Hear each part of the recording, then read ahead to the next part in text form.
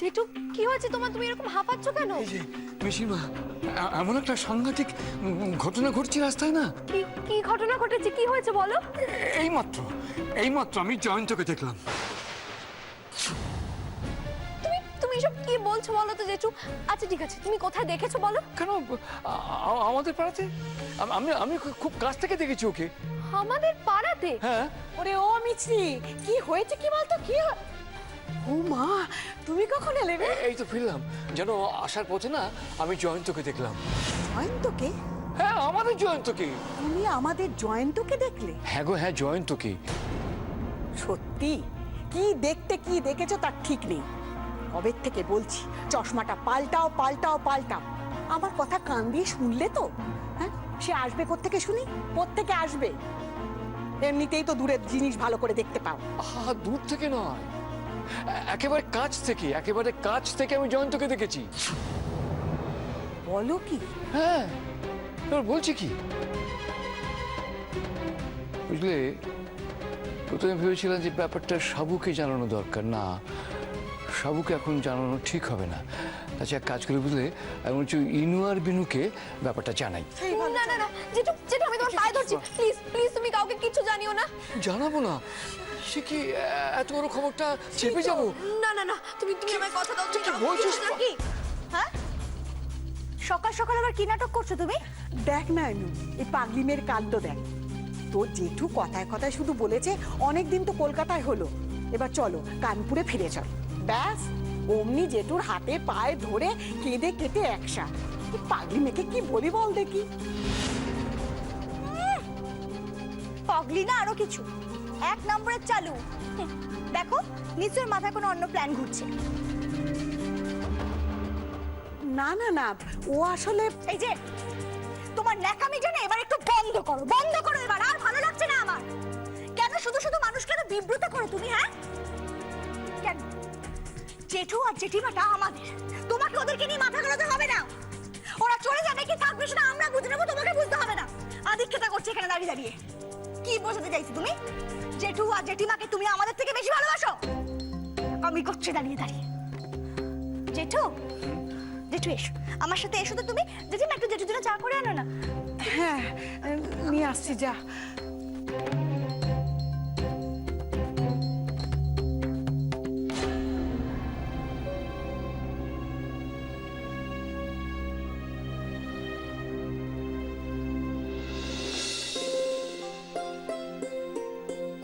মাসিমণি, তুমি একটু বসো, আমি আসছি।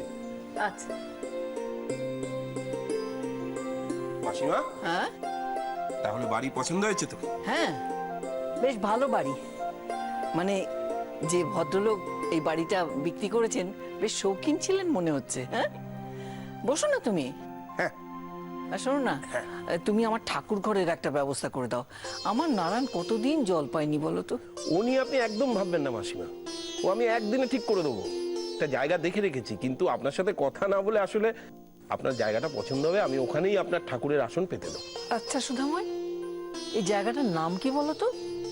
গাড়ি করে যখন আসছিলাম না, আমার জায়গাটা দেখে মনে হচ্ছে আগেও দেখেছি। মানে ওই সিনেমা হলটা, পার্কটা, আর বিশেষ করে ওই বাস স্ট্যান্ডের পাশে যে মিষ্টির দোকানটা, ওইটা দেখে তো খুব চেনা লাগছিল। মনে হচ্ছে ওই দোকান থেকে আমি মিষ্টি কিনেছি। আরে চেনা চেনা লাগবে না কেন মাসিমা? মাসিমণি, জানো তো আমারও মাঝে মধ্যেই এরকম হয়। আমি যখনই কোনো নতুন শহরে গেছি, কোনো একটা জায়গা দেখে আমার মনে হয়েছে যে এটা আগেও আমি কোথাও দেখেছি। এটা এরকম হয় আসলে। বাড়ির মধ্যে বসে থাকলে হয় না, বাড়ি থেকে বেরোতে হয়, জানো তো। না রে। হ্যাঁ স্যার, আপনি যা বলেছেন না, আমি আমারও বাবু, আপনি একটা কাজ করুন, আপনি গিয়ে দেখুন যে বাকি জিনিসপত্রগুলো কোথায় রাখা হয়েছে, আর ঠাকুর ঘরের ব্যবস্থাটা করে ফেলুন। ঠিক আছে স্যার, ঠিক আছে, আমি আসছি। হ্যাঁ, কি বলছিলেন মাসিমণি? হ্যাঁ, আরে তোর বাবা মা আমরা যখন রাস্তায় বেরোতাম না, তোর মার তো কিছুই মনে থাকতো না, কিন্তু তোর বাবা বলতো যে দিদির সমস্ত রাস্তা মনে থাকে। এত ভালো স্মৃতিশক্তি। কি যে বলো না মাসিমণি, আগেকার দিনে রাস্তা চেনা অনেক সহজ ছিল। আজকে তুমি একটা রাস্তা দিয়ে ঘুরে যাবে, কালকেই আবার এসে দেখবে সেখানে 10টা দোকান, ফ্ল্যাট আর একটা শপিং মল হয়ে গেছে। জয়ন্ত, এই বাড়িটা তো তুই কিনেছিস, মানে এখন থেকে তো আমরা এই বাড়িতেই থাকবো। তা ঠিকানাটা আমাকে বলবি না?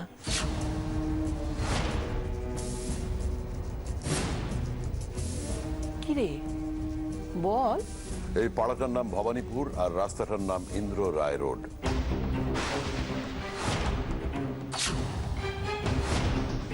ভবানীপুর, ইন্দ্র রায় রোড,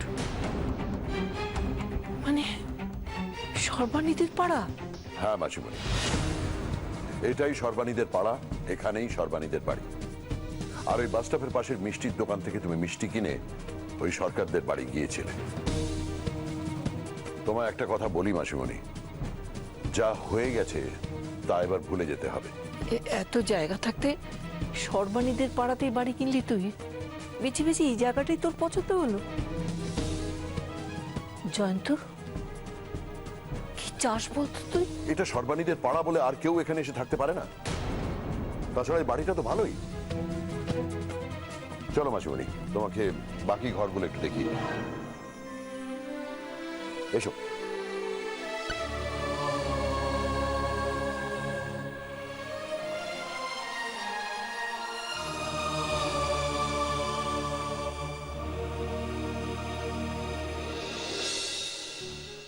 একটা ব্যাপার ঠিক আমার মাথায় কিছুতেই ঢুকছে না। এই তুমি কিছু বুঝতে পারছো? কি ব্যাপারে? আচ্ছা, ওই মিশ্রি এরকম আকুলি বিকুলি করলো কেন? আমার পায়ে ধরছে, কাঁদছে, বলছে কেউ যেন জয়ন্তের কথা জানতে না পারে। তো জয়ন্তের কথা জানলে ক্ষতিটা কি? এই মানুষটাকে নিয়ে আমি কি করি বলো দেখি। আচ্ছা, তোমার বুদ্ধিটা কবে পাকা হবে বলো? কবে হবে পাকা? এই নিয়ে তুমি মাস্টারি করছো। কি করে করো তা কে জানে। কেন? কেন আবার? এমনি তো দিন রাত মেয়েটাকে ওরা দুষছে। ও আর ওর মামা শলা করে নাকি সাবুর এই দশা করেছে। ও তাই নাকি? কিন্তু মিশ্রি তো এমন মেয়ে নয়। সে নয় তুমি জানো আর আমি জানি। ওরা শুনলে তো, ওরা যদি জানতে পারে যে জয়ন্ত এখানে আছে, তাহলে তাহলে তো মেয়েটাকে পিষবে। শেষ পর্যন্ত দেখা যাবে মেয়েটার কলেজ যাওয়াই বন্ধ করে দেবে। কঠিন পরীক্ষা, বুঝলে? জেঠু, তোমরা কথা বলছো, তাহলে আমি পরেই। না না না, আরে তাতে কি হয়েছে? বস না। আয় আয় বস, এখানে বস। কিছু বলবি মা? হ্যাঁ, তুমি তুমি মামুকে কোথায় দেখেছো? ওই তো আমি এটিএম এ গিয়েছিলাম টাকা তুলতে, তো আমি ঢুকতে যাব তখন দেখি ও আমার সামনে দিয়ে বেরিয়ে গেল। তোমায় দেখেছে? হ্যাঁ হ্যাঁ, মুখোমুখি তো, একেবারে দুহাত তফাৎ। এই তো আমি ঢুকতে যাব, ঠিক সেই সময় ঝড়ের গতিতে আমার সামনে দিয়ে বেরিয়ে গেল। আমি ডাকলাম জয়ন্ত জয়ন্ত, কিন্তু আমার ডাকে কোনো সাড়াই দিল না।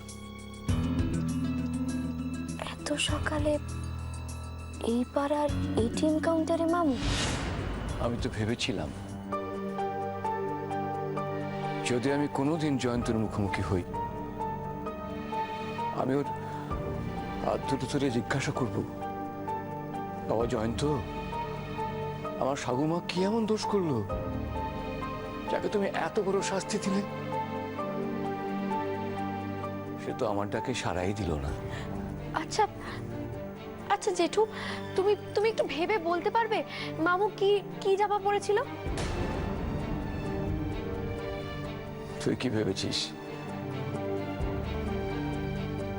বয়স হয়েছে বলে আমি কি দেখতে কি দেখেছি?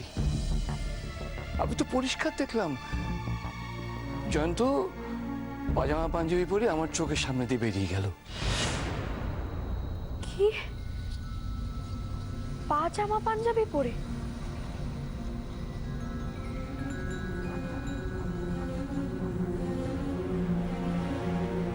পাজামা পাঞ্জাবি পরে মামু তো কোথাও যায় না। তাহলে কি সত্যি মামু কাছাকাছি কোথাও আছে? তার মানে বর্তিমা মামুকে সত্যি সত্যি দেখেছিল? না না না না, আমার ঘরে বসে থাকলে চলবে না।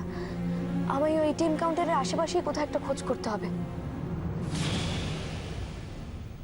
কি রে মা, কি হয়েছে? কি ভাবছিস তুই? কিছু দুশ্চিন্তা করছিস নাকি? না না, সেরম কিছু নয়। আমি এখন আসছি, হ্যাঁ? তোমরা কথা বলো।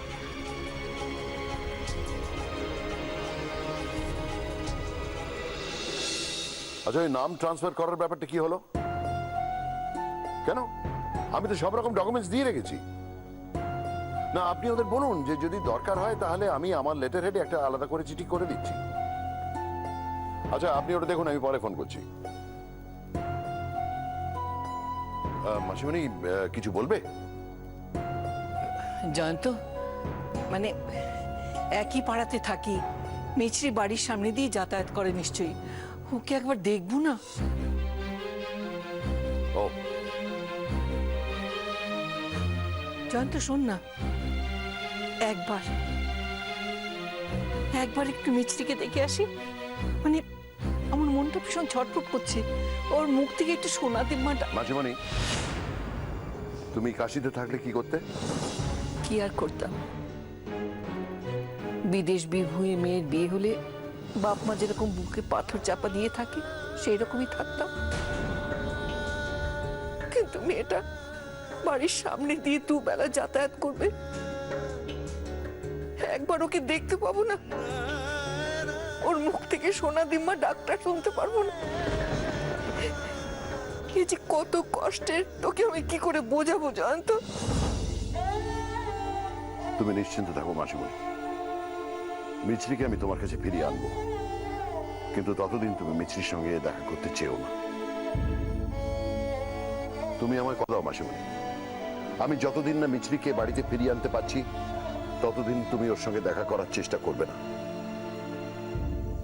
কথা দাও মাসিমণি।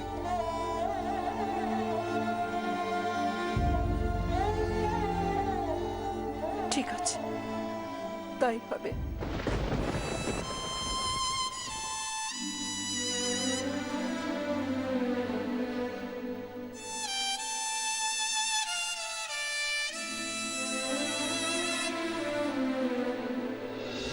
নে মা, নে, আর একটু নে নে। আরে এইটুকু তো খেলি, আর একটু খা। পাচ্ছি না, ঘুম পাচ্ছে। ছেড়ে দাও জেঠিমা, আর খাওয়াতে হবে না।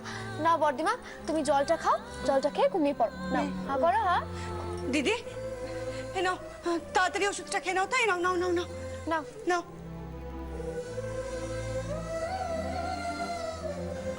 না না না, জল খাও, জল খাও, জল খাও। এই তো।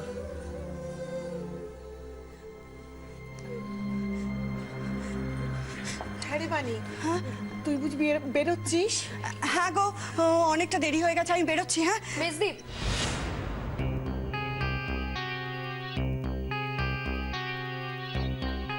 আজকে তুমি নাই বা বেরোলে মিস্তি? বর্দিমারটা এত শরীর খারাপ। শো সাবু শো। একটু বর্দিমার পাশে থাকো না। মানে তুমি জানো না, তুমি জানো না আমি একটা চাকরি করি, আর চাইলেই ছুটি নেওয়া যায় না। কি হয়েছে? কি হয়েছে সাবুমা? এরকম ছটফট করছিস কেন? ঘুম আসছে না? বেশ বেশ, আমি দেখ সুন্দর করে মাথায় হাত বুলিয়ে দিচ্ছি, এক্ষুনি ঘুম এসে যাবে। জেঠিমা, বর্দিমার এমনি এমনি ঘুম আসবে না। মিস্তি, তুমি বর্দিমার পাশে বসে গান গাও না, দেখবে বর্দিমার ঠিক ঘুম চলে আসবে। মানে গান শোনাবো? মানেটা কি? কি বাচ্চাদের মতো কথা বলছো তুমি? বললাম না আমাকে এখন বেরোতে হবে। ছেলে মানুষের মতন কথা কেন হবে মিস্তি? বর্দিমার শরীরটা তো খুব খারাপ, তুমি গান গাইলে বর্দিমার শরীর একদম ভালো হয়ে যাবে। গান? আমি গান গাইবো? কেন, তুমি গান গাও না? ছোটবেলায় কত ভালো গান গাইতিস তুই। গানা গানা বানি, একটা গান গা। অনেকদিন তোর গান শুনিনি, গা। ওই গানটা গাও না। আমার বিচার তুমি করো তবে আপন করে।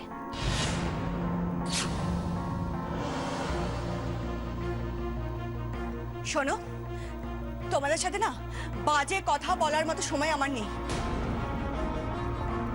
আমার দেরি হয়ে যাচ্ছে, আমি বেরোচ্ছি।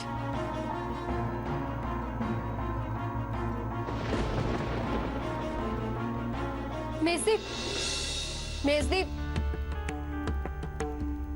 কি হয়েছে কি? ডাকছো কেন আমাকে? আমি আজ তোমার সাথে যাব। মানে আমার সাথে কোথায় যাবে? আমি তো দুদিন ধরে কলেজ যাইনি, আর আমার সামনেই পরীক্ষা, অনেক নোটস নেওয়ার আছে, তাই আমি একটু সুদেশনাদের বাড়িতে যাব। তো যাবে, যাও না। কে মানা করেছে? আমার সাথে যাওয়ার কি হয়েছে তোমার? না না, তুমি বলছিলে না তোমার অফিস ভিক্টোরিয়া স্ট্রিটে, ওখানেই সুদেশনাদের বাড়ি। আমি একা একা যাব, তাই ভাবলাম তোমার সাথে গল্প করতে করতে চলে যাই। দেখো মিছরি, দেখতে পাচ্ছ যে আমার এত দেরি হয়ে গেছে। এখন তুমি হেলে দুলে সাজবে গুজবে, আর আমি তোমার জন্য ওয়েট করবো নাকি? না না না, একদম ওয়েট করতে হবে না, আমি রেডি আছি, চলো এক্ষুনি বেরো। কোথায় যাবে তুমি? কুলদীপ, আমি আমার বন্ধুর বাড়িতে যাব। বন্ধুর বাড়ি যাবো মানে? হ্যাঁ, এই তুমি কেমন মেয়ে গো? বাড়ির বউ বলা নেই কওয়া নেই, হুটহাট বেরিয়ে গেলেই হলো নাকি? হ্যাঁ, তোমার বাড়িতে আর কোনো কাজ নেই?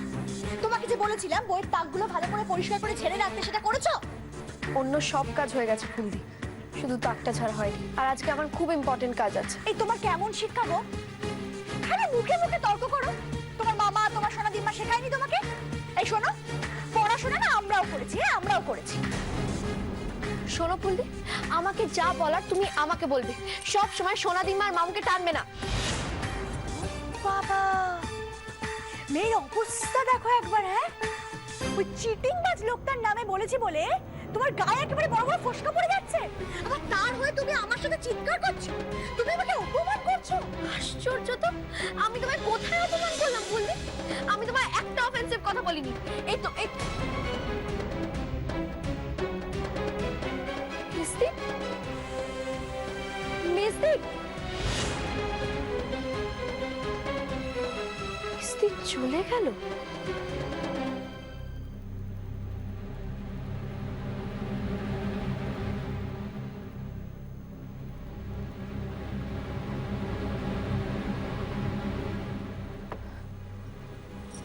না না না, ডাক্তারবাবুর অনেক বড় ক্ষতি হয়ে গেছে।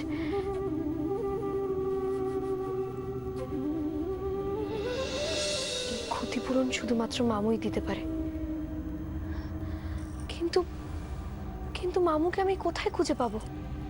আমার মনে হয় মামু নিশ্চয়ই কোথাও একটা কাছাকাছি আছে। আমায় আমায় এক্ষুনি বেরোতে হবে।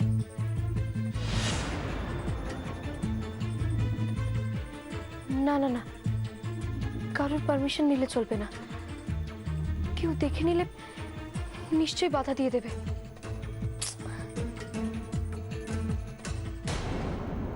উফ, ভূত যে কি করে না, একটা জিনিসও ঠিক করে রাখবে না, সব আমায় করতে হবে। উফ,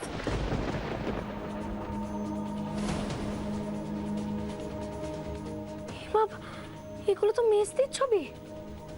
সেদিন তাড়াহুড়োয় মেজদির ছবিগুলো এখানে রেখে দিয়েছিলাম, ভাগ্যিস ভূত দেখেনি, দেখে নিলে কি হতো। না না, এক্ষুনি এক্ষুনি আমাকে এগুলো লুকিয়ে রাখতে হবে।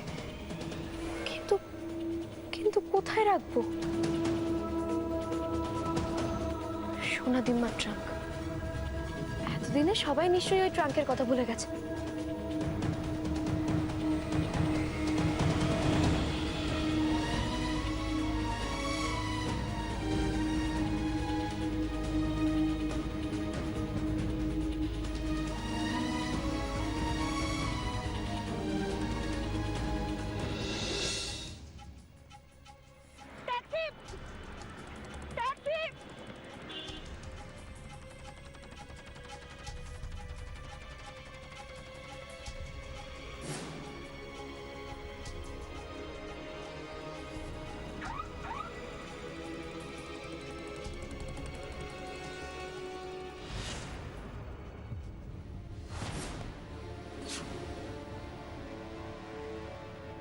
অনেকটা দেরি হয়ে গেল, সব হয়েছে এই মিছরিটার জন্য। সেই শিবানী, সর্বাণীর বোনেদের মধ্যে সব থেকে ভদ্র ও লাজুক ছিল, সে এত নিচে নেমে গেল। এই তো সেদিনও একটা ফুটফুটে নিষ্পাপ মেয়ে ছিল।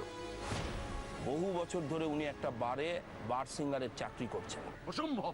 কি বলছেন আপনি? অসম্ভব নয়, এই দেখুন, এই এত অবনতি, এও সম্ভব?